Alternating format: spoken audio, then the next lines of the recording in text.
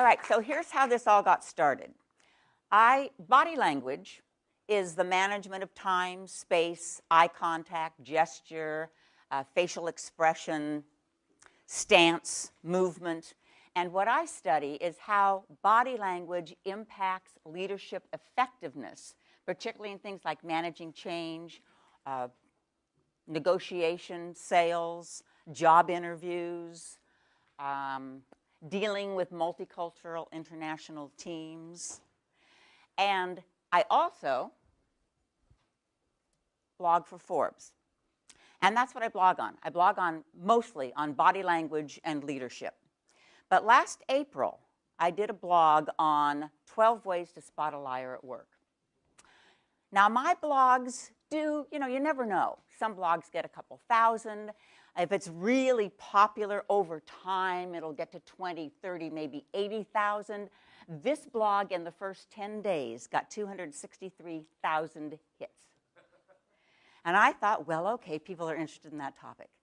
As was I. And also, I thought it would be easy. Because here I was, practically an expert already. I mean, I had done a lot of research on nonverbal cues and lying. I was interested in the topic, and I thought it'll be easy to write the book. And what I found was I knew so little. First of all, I didn't know what a big liar I was. But secondly, I found out many, many things. And that's what I'm going to talk to you about, a few of them today. First of all, you work with a bunch of liars. And they lie for a bunch of reasons. One of the things that I did was interview 547 people in the workplace to find out what kind of lies they were experiencing on a regular basis. And I found there was from all levels. Chief executive officers and senior leaders who, gave sort of a rose-colored version of the truth, which, by the way, isn't looked at as, oh, well, we understand that's what you have to do. It's looked at as those people are lying to us. From coworkers who lie about, yes, I'll work on your team, and they really don't want to work on your team, and they're really not going to really participate, but they just had to say that. To all sorts of reasons that are very either self-serving. A lot of people lie to get out of things they don't want to do. A lot of people told me they lie to get out of meetings. Oh, no, I have something else I need to do, where really I just don't want to go to your meeting. They lie on resumes. They lie and they enhance, their ability. They got a degree that they really didn't get a degree. They went to a school they really didn't go to that school. They had so many years in the workplace that they embellished, that we were really working, for their mom or something. I mean, they just embellish that. They also lie on exit interviews. They particularly lie on exit interviews when they think it's better for their career. I've had many people say if I told the truth about why I'm leaving this company, it would be a career killer. So they lie from the time they get hired to the time they leave. People also lie, of course, to avoid punishment. They lie to get out of things, like I say, that they don't want to do. And they, lie to cover their rear end. They didn't do something, and they lie about it in order so people don't find out that they didn't do that something. They also lie to protect other people. And here was the first thing that you find out in gender differences. Well, everybody lies, and everybody lies about the same amount. Females tend to lie a little bit more to protect other people, and that's not always a great thing. Many of mine, but one I remember in particular said, something, it's really bad when I'm trying to give feedback because I try not to hurt their feelings, so I'm not giving really honest feedback. Now, what does that, even that woman said, and I'm working on that. I'm trying to get better at that, but I know it's really hard for me to do. So women, more than men, in my study anyway, will lie to kind of protect someone, which again may not be a great thing to do. And a lot of liars, of course, lie because it is the social glue that holds any kind of organization or family or relationship together. If you ask me how I am, you really don't know, or you really don't want to know how my entire day went. What you want me to say is, oh, I'm fine, how are you? That's what we expect. So we know we're set up for some kind of lies. Some of the lies are wonderful. You might say, gee, Carol, that's a nice jacket. And I'll say, great, good thing they didn't notice the 5 pounds I gained over Mother's Day. You know what I mean? So it's lying by that kind of omission. Those are the kind of liars you want to thank. So we're surrounded by liars. Some lies are really great for business and really great for relationships. And some lies are absolutely damaging and destructive. And one of the big tricks is to weed out one kind from the other. So here's a question for you. How do you decide if someone you work with is trustworthy? How do you do it? How do you decide if somebody you go to school with is trustworthy? What do you do? How do you know? Tell me. I trust them until they prove me that I shouldn't. So you trust initially, and then you wait for some action. Okay, in the back.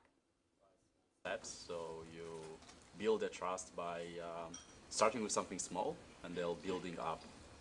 So you build trust by you see if they're trustworthy in smaller situations, and then you give them more information or more of your trust as they look like they deserve it. How else? Yeah. Yeah. You ask someone else, what have you heard about this person? What's their reputation? What don't I know that I should? How else? You can see the eye contact. Yes. The eye contact. The way the person establishes eye contact. The way, this is going to be good. We're going to talk about eye contact a lot in a little bit, but the way someone establishes eye contact. Anything else?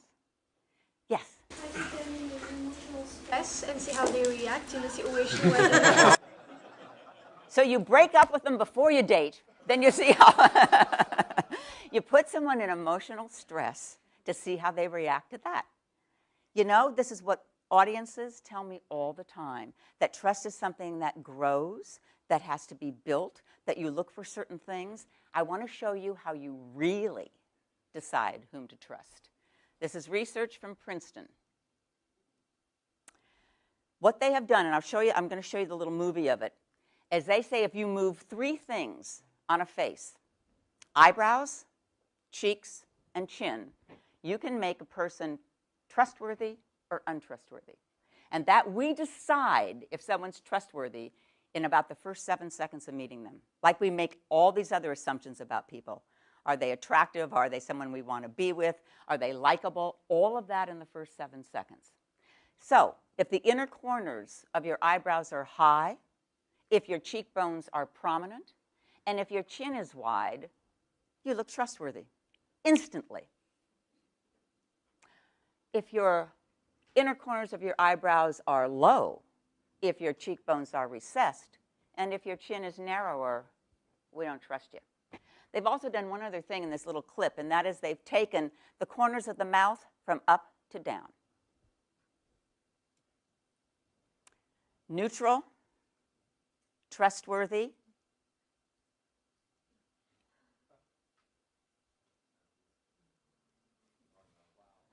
untrustworthy. Yeah, the shading. So that's how quick it is. That's how fast we make a decision about other people. Biases, prejudices, assumptions are also right in our way when we go to find out if someone is trustworthy or if they're telling the truth.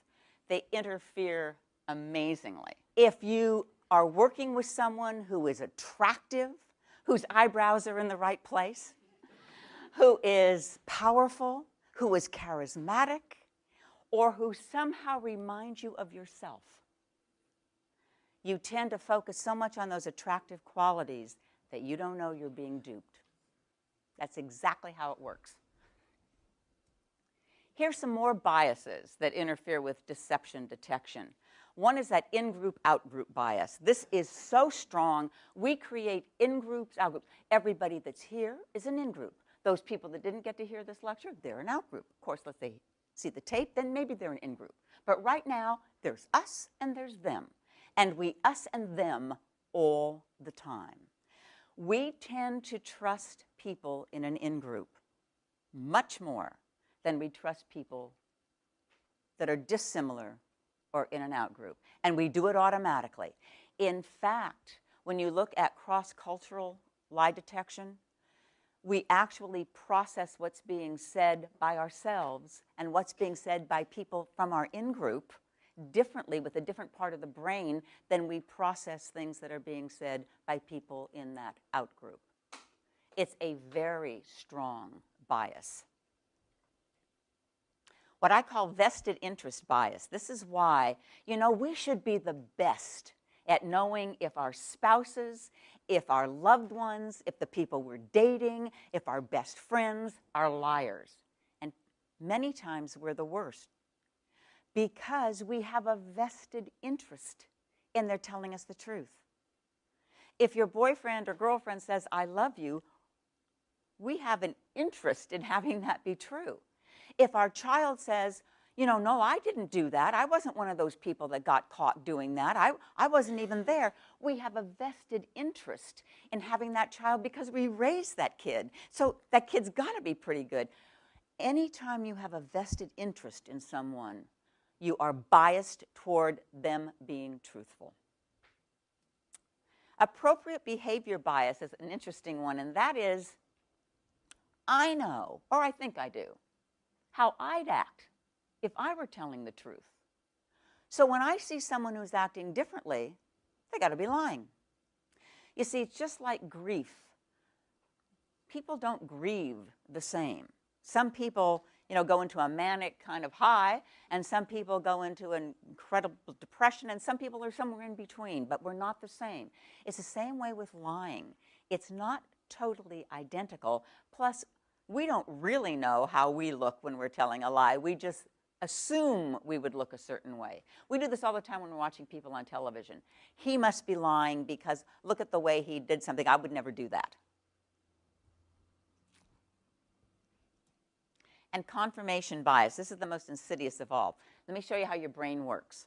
I was raised in Palo Alto. When I graduated from Pali High, my first job was a night job. At that time, we had been living on Oregon Avenue, and in our, the wisdom of my entire family and financial deals, we sold that house because we made, $3,000 or something. So obviously, that was a great deal. So my parents then moved, and they were living in and managing this condominium complex. Now, this is the kind of condominiums that are all alike in a row. I'm working nights.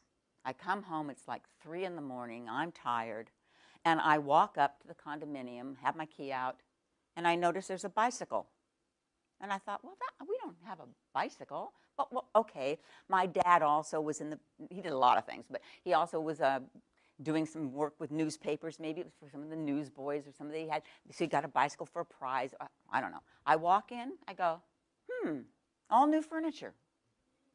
Now, instead of my brain going, wrong, wrong, wrong, my brain does what every brain does, and that is tries to make sense of something I know is true. I know I'm in my parents' house. Therefore, this furniture can be explained. Okay, they went out and bought it tonight. I mean, I did this entire, it must have, it probably only took a few seconds. It felt like about 5 minutes of trying to rationalize what was going on.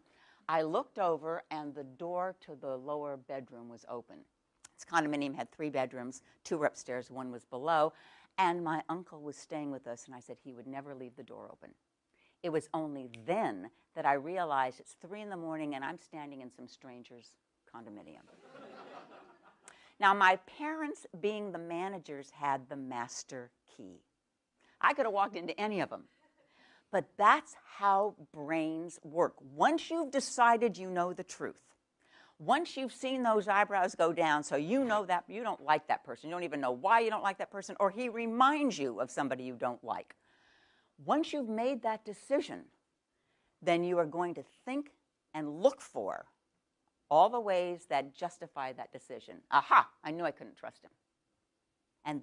And you will find and give much more meaning. If somebody does this and you like them, oh, that's the way she stands. I've seen her do that a lot of times. If someone does this, you don't like them, aha, resistant, I knew it. See, you can't trust that person. We will read into it once we've made up our mind.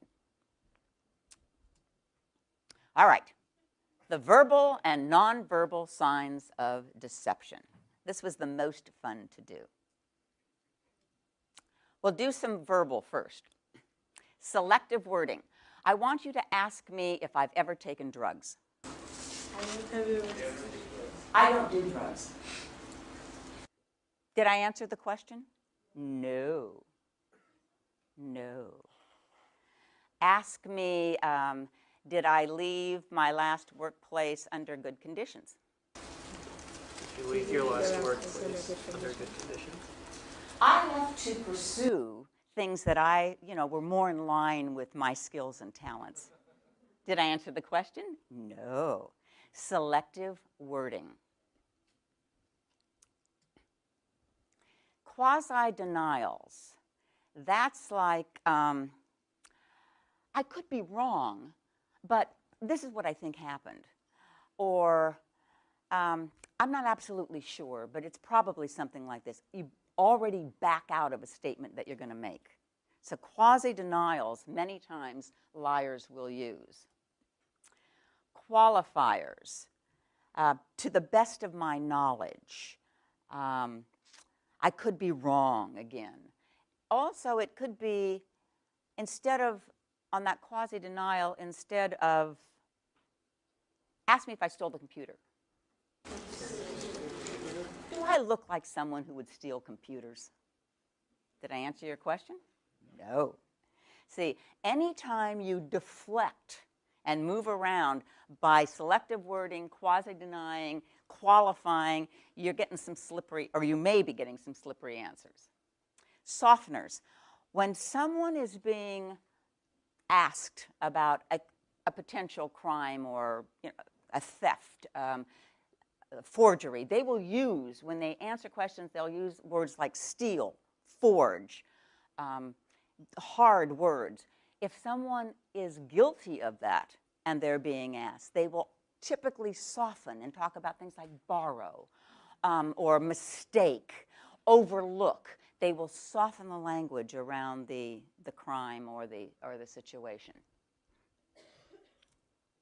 Overly formal wording.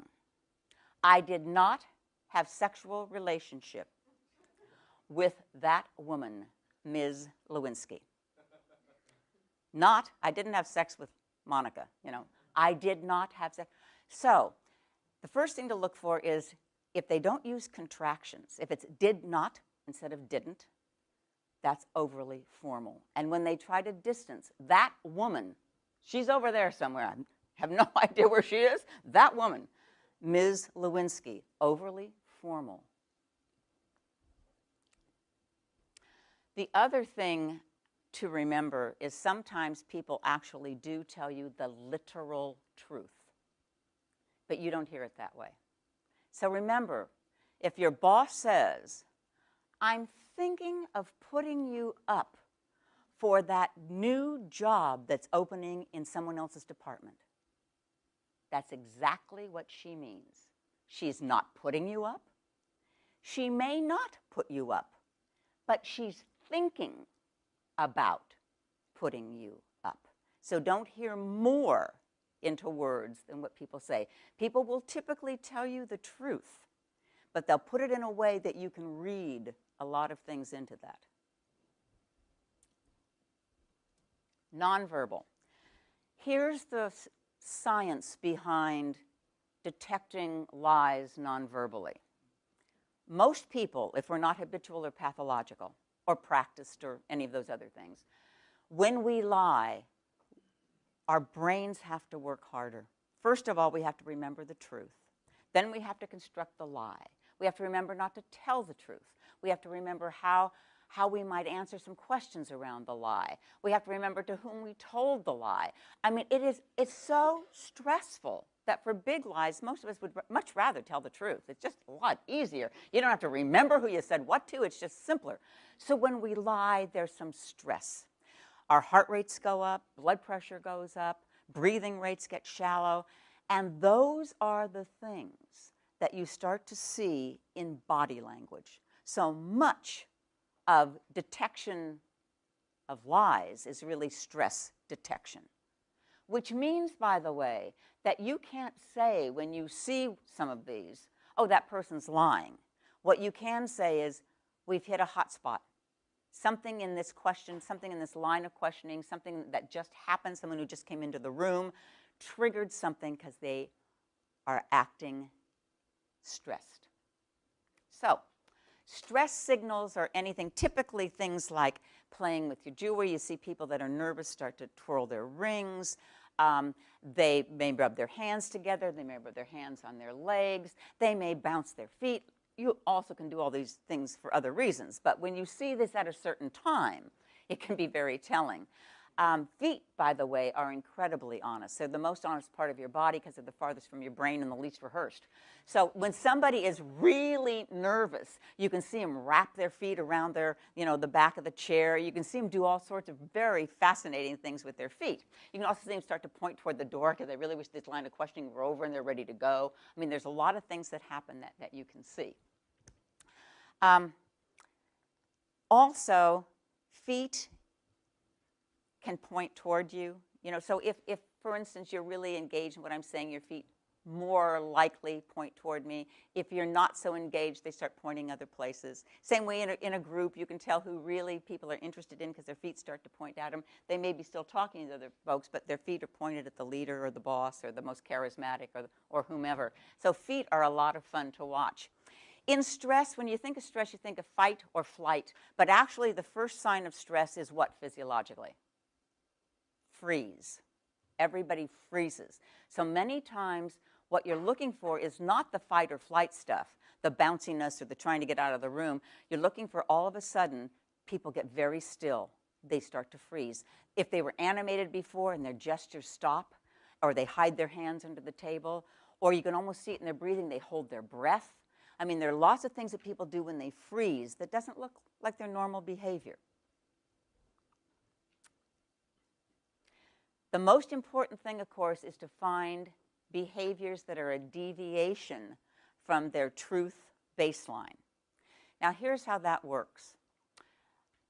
I'm coming in for a job interview.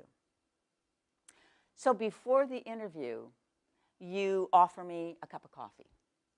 So while you don't care if I drink the coffee or not, what you want to see is we're having this chit-chat is how I gesture, how I talk, what my tone of voice is. Under stress, our voices get higher. So you want to see if how are my voices when I'm just chatting about things. Then you do something way before the interview starts, and that is you ask me questions to which you know the answer. So you say, because it's down in your notes, you already know this, but you say, hey, how did you hear about this job opening? You watch me as I answer, because I have no reason to lie about that. You can tell you already know the answer to it. Do you have any friends that work here? You already know that because it's written down. 2 people in the organization referred me. Again, you're looking for a baseline, but you're looking for a baseline of truthful answers.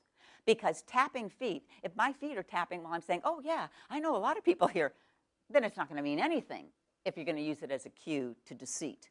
But if I'm very calm and I change my behavior when you ask me a question about why I left my last job, and it's different from that truth baseline, then you might have a hot spot.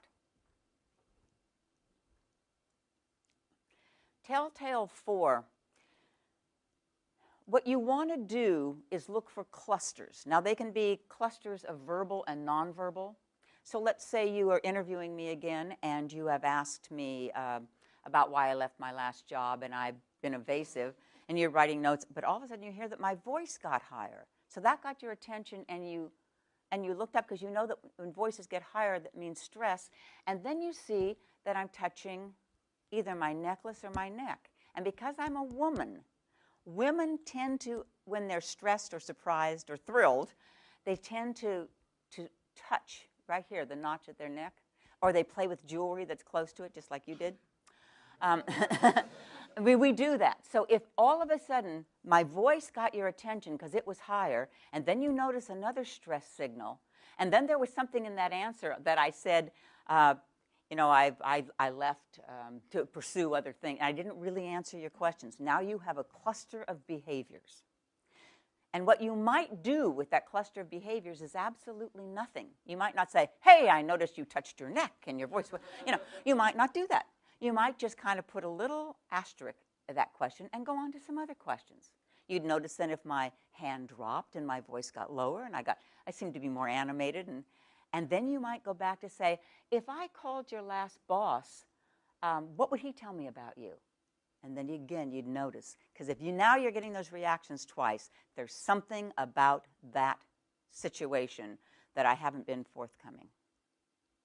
So that's how you would use these. The Telltale 4 is out of Northeastern University, and they did this study, and no one else has replicated it, but I'm just throwing it out to you, that there are 4 body language cues that if you see them in the course of, say, 2, 3, 4-minute conversation, this is the telltale cluster. This means you're talking to a liar.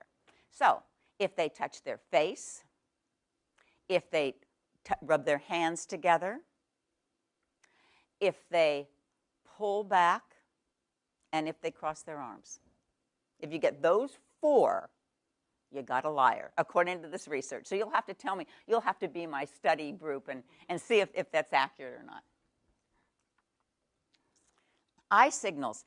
The biggest myth around deception is that liars don't look you in the eye.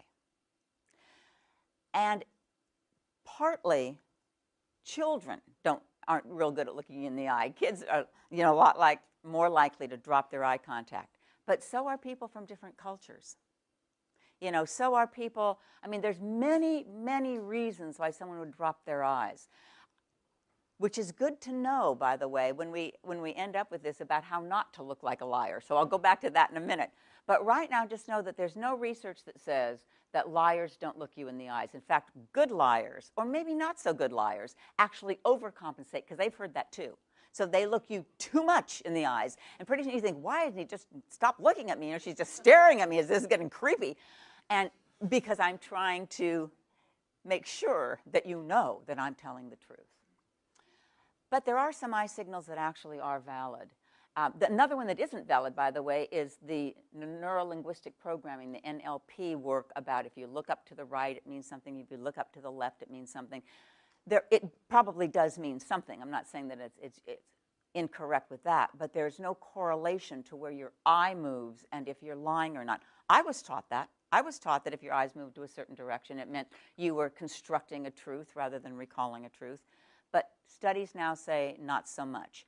What is true, though, because I've tested this on my sister, is if you know where people's eyes go when they are in their truth baseline, when you say, do you have, I know you know a couple people who work here. Who are they? And you see them, oh, yeah, it was Francis and then Jacob.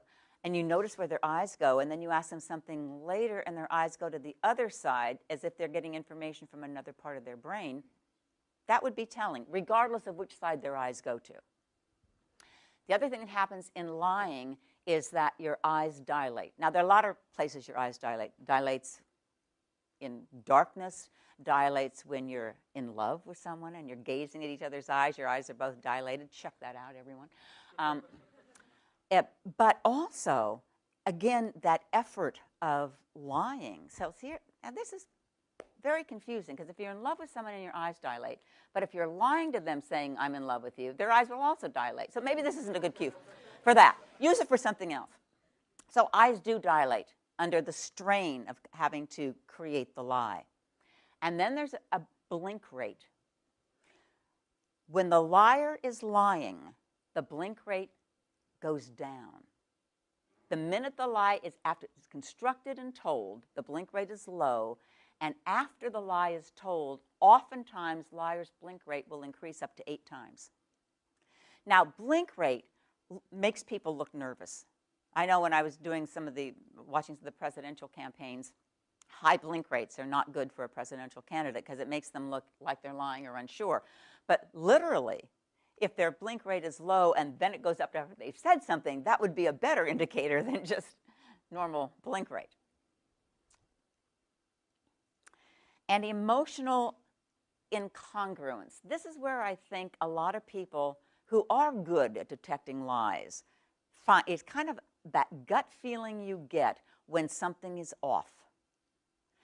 And that could be because you don't know it, but you're really pretty good at spotting micro expressions, those expressions that hit for a fraction of a second and then get caught immediately and replaced, usually with a phony smile, which is our favorite replacement sign for anything that we don't want people to see, any other emotion.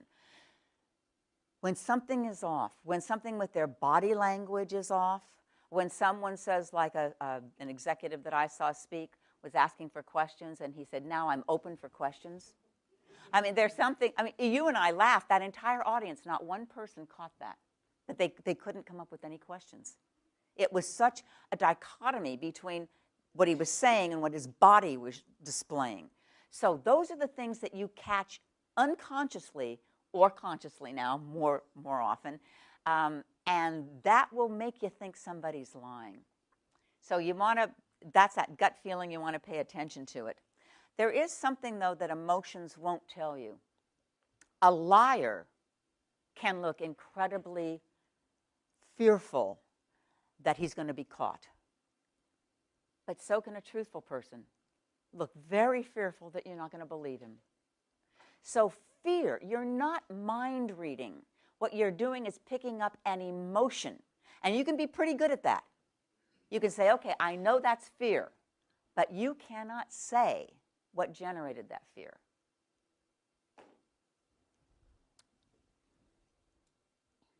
Liars.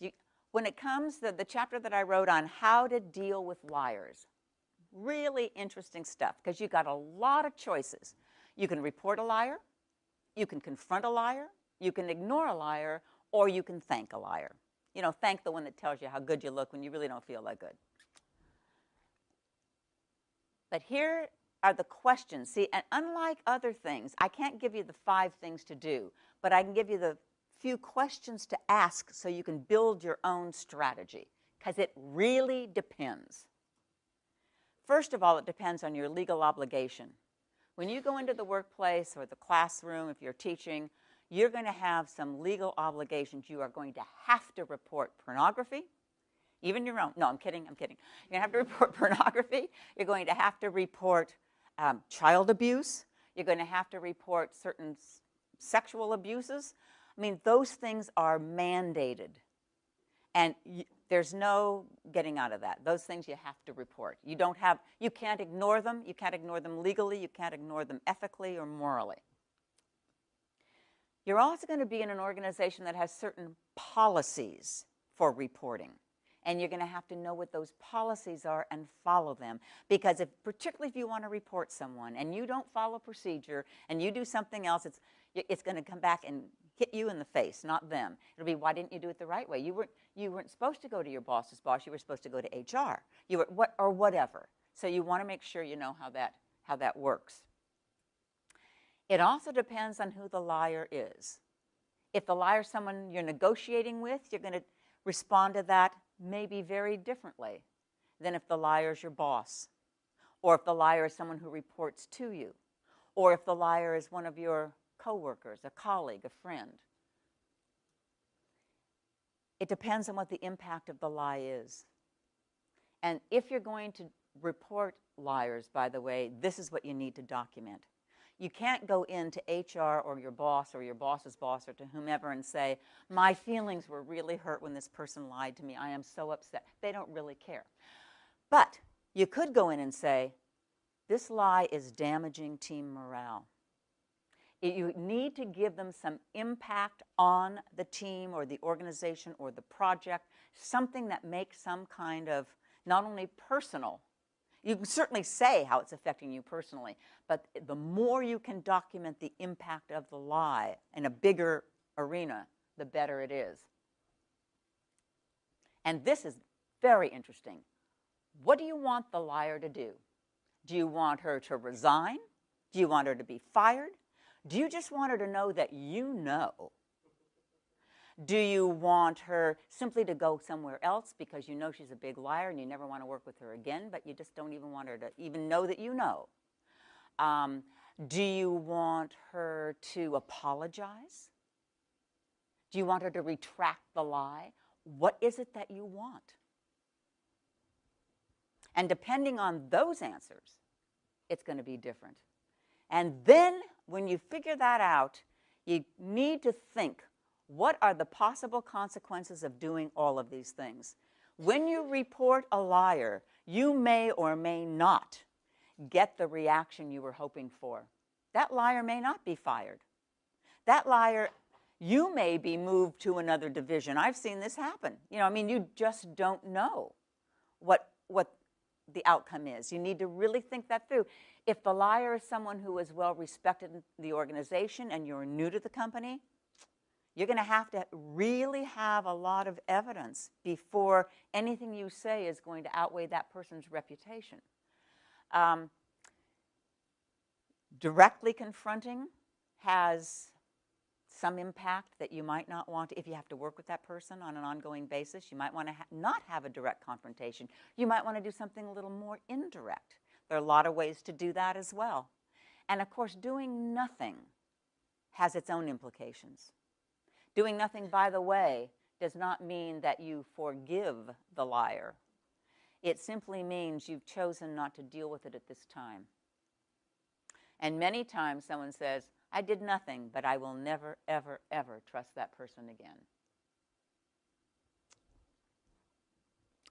Okay, and the last piece I want to talk about just briefly is how not to look like a liar when you're telling the truth. Two things. Number one is, if most people realize and are picking up on stress cues, you need to manage your stress. If you go into a job interview and you're just nervous, you're going to look nervous, but you also may look that you're not forthcoming or you're not entirely candid. So what you want to do is decrease your cortisol level, your stress hormone level, and increase your testosterone, which is your power hormone. And you can do that in two ways. One is that 2-minute exercise called power poses. And you obviously do this in the men's or ladies' room before the interview. By the way, you do not walk in and do this at the interview, but where you take up as much room as you possibly can and you hold that pose for 2 minutes. Doing that literally increases the amount of testosterone. You are more likely to take risks. You walk in, you keep more of that in your posture as you walk in, and you are perceived as more powerful and more comfortable because you have also lowered that cortisol level simply by holding your body in a high power pose for 2 minutes. So power posing is one way. Power thinking is another way. And what they've found is it doesn't take much, but right before that interview, be very careful about what you're thinking. Because if you will, I always tell people keep a success log. Let's say you just bombed in another interview, and now you got to go to this one.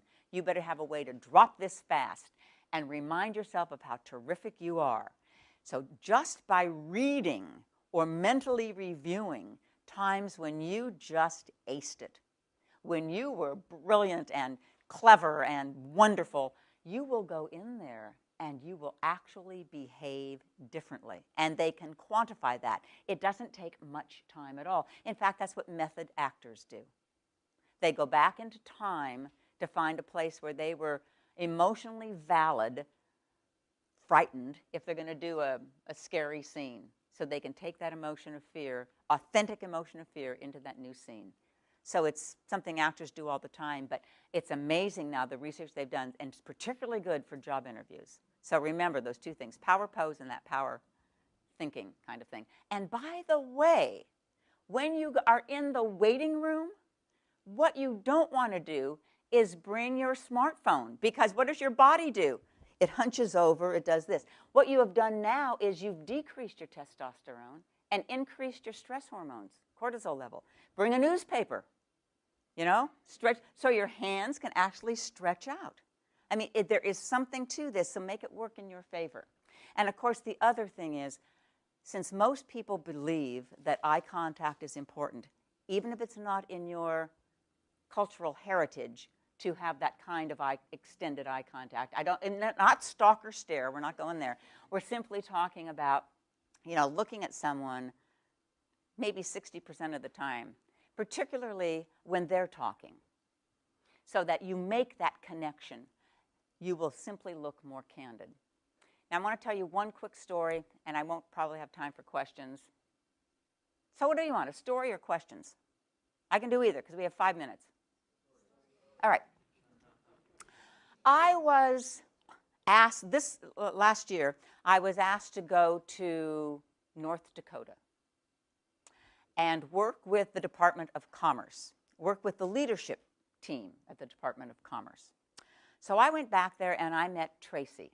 And Tracy said, you know, I attended another speech that you gave, and only because of that can I tell you this story. She said, I am very truthful. I pride myself on my truthfulness and my candor and my ability to build trust in a team. So when my organization, my leadership team said we're going to do a trust survey, I was the first to sign up. And then I got the results. And 2 of the people I report to said the same thing. You look like you have a hidden agenda. You look like you're not totally forthcoming.